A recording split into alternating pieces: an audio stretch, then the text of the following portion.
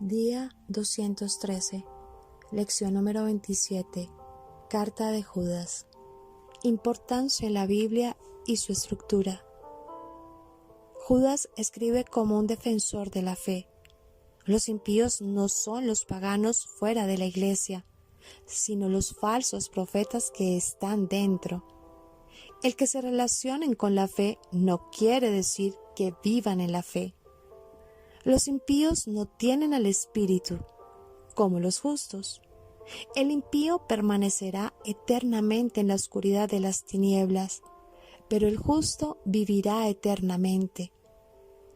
Al describir a sus oponentes, Judas utiliza alegorías hirientes y exhorta a los creyentes a afirmarse en las enseñanzas de los apóstoles y en el amor de Dios, a luchar por rescatar de una destrucción cierta los que están engañados. Estructura de la carta de Judas. La epístola de Judas es una breve carta y como tal se presenta como una obra unificada y coherente.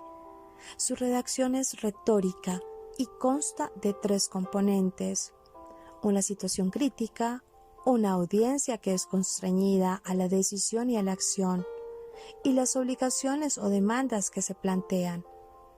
Parece un sermón epistolar, una obra cuyo contenido hubiese sido presentado como una homilía si Judas y sus lectores hubiesen podido encontrarse.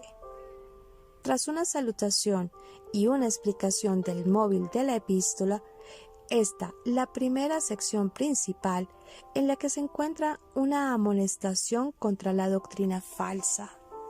La situación crítica es la infiltración repentina y perturbadora en la iglesia o iglesias de un grupo divergente en doctrina y ética. Este grupo había intentado con algún éxito ganar adeptos para su propio provecho. Judas anuncia el juicio sobre estos, que provocan desórdenes típicos de los rebeldes, que al igual que a los israelitas en el desierto y los ángeles que no guardaron su dignidad, sobreestiman la seguridad de su salvación, no respetan el juicio de Dios, rechazan autoridades y normas e invocan sus experiencias con el Espíritu para actuar irresponsablemente en lo sensual. En la segunda sección principal se presenta la manera en que el creyente debe enfrentarse a los falsos maestros.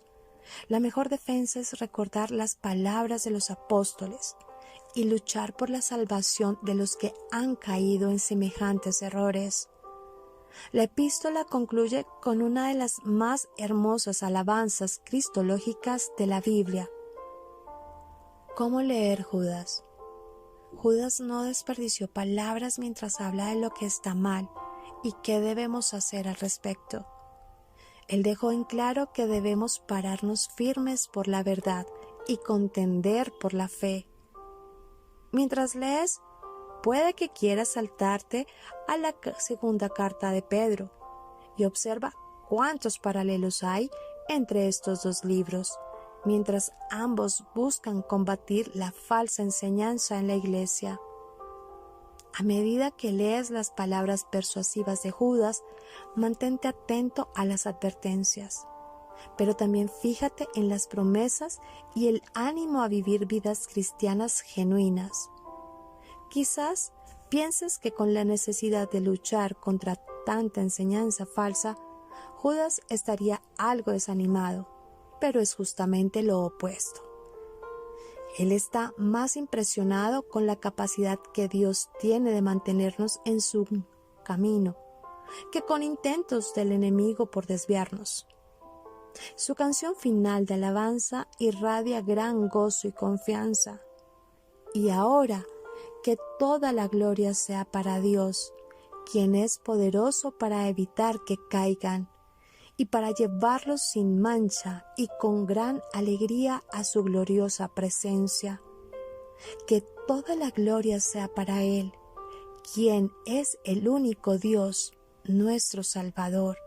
Por medio de Jesucristo nuestro Señor, toda la gloria, la majestad, el poder y la autoridad le pertenecen a Él desde antes de todos los tiempos, en el presente y por toda la eternidad. Amén.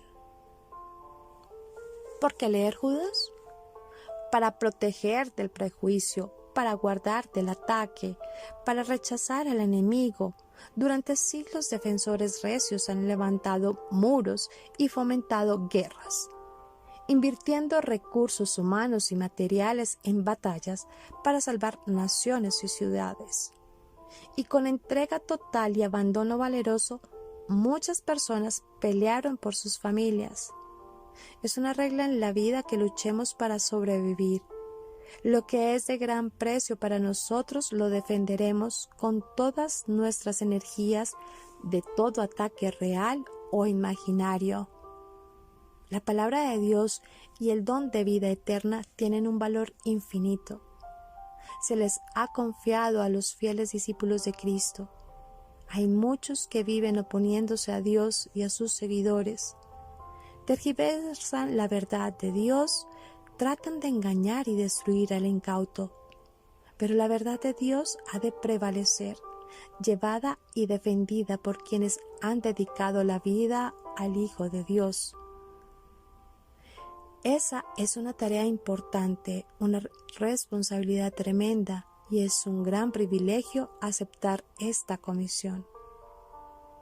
Ese fue el mensaje de Judas a los cristianos de todas partes.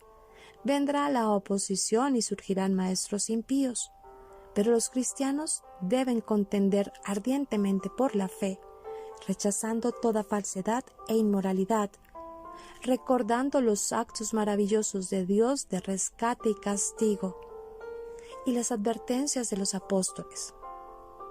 Sus lectores edificarían su propia fe mediante la oración, manteniéndose cerca de Cristo, ayudando a otros y odiando el pecado. Luego Judas termina con una doxología gloriosa de alabanza. ¿Cuánto valor le da usted a la palabra de Dios, a la confraternidad en la iglesia y a la obediencia a Jesucristo? Hay muchos falsos maestros interesados en destruir su vida cristocéntrica, la credibilidad de la palabra de Dios y la unidad del cuerpo de Cristo. Lea Judas y resuelva mantenerse firme en su fe y defender la verdad de Dios a toda costa. Nada es más valioso. Estudiando la carta de Judas. Primero, aunque Judas consta de un solo capítulo, su pertenencia es evidente. Lea la carta por primera vez para familiarizarse con su contenido. Segundo, ahora lea de nuevo la carta, pero esta vez con miras a indagar acerca del autor, los destinatarios y la razón por la que Judas escribió. Marque de manera distintiva todas las alusiones a los destinatarios. Por ejemplo, amados, vosotros, etc. Tercero, esta carta tiene una estructura bien definida.